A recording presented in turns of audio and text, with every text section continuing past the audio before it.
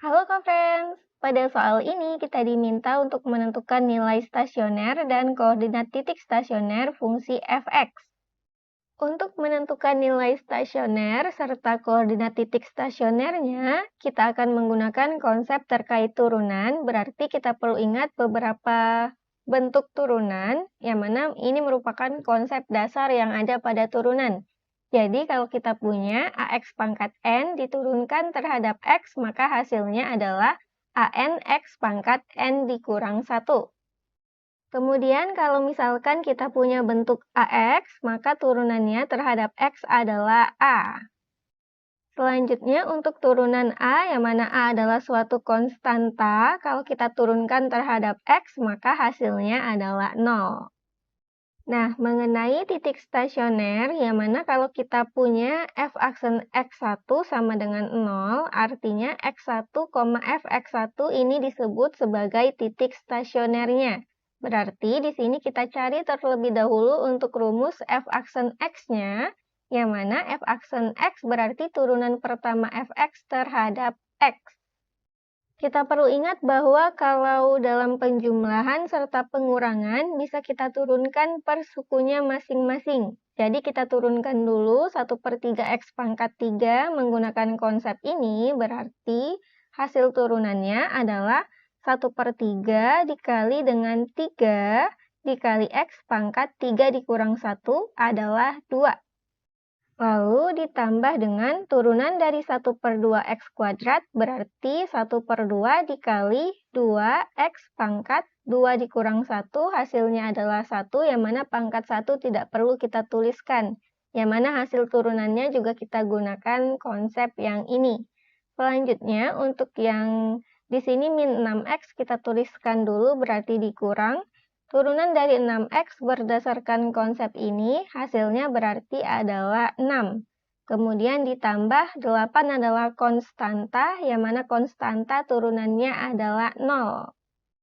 Sehingga kita bisa peroleh f aksen X ini sama dengan 1/3 dikali 3 hasilnya adalah 1, 1 dikali X kuadrat adalah X kuadrat.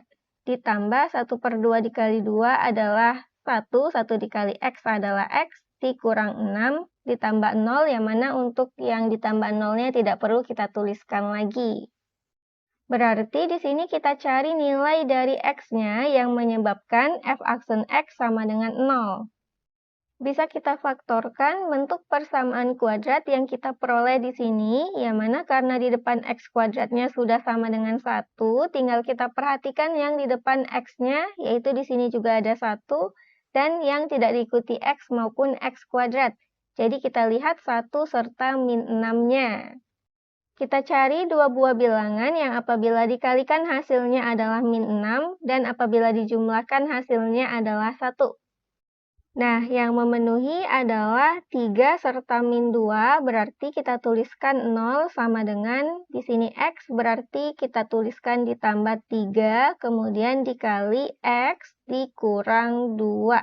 Sehingga dapat kita simpulkan X ditambah 3-nya yang sama dengan 0, atau X yang dikurang 2-nya yang sama dengan 0.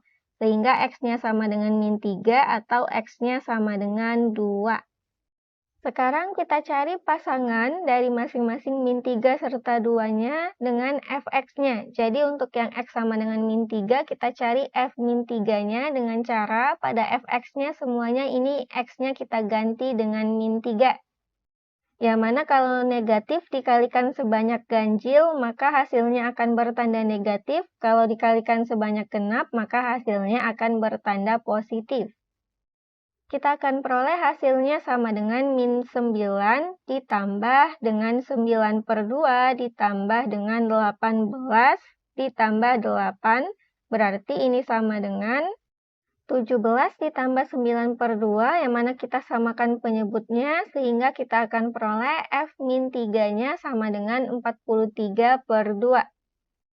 Selanjutnya kita cari untuk yang f2-nya.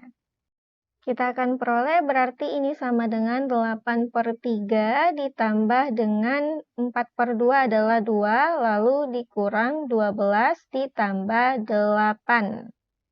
Kita peroleh berarti 8/3 dikurang 2, kita samakan penyebutnya, maka kita peroleh hasilnya adalah 2/3.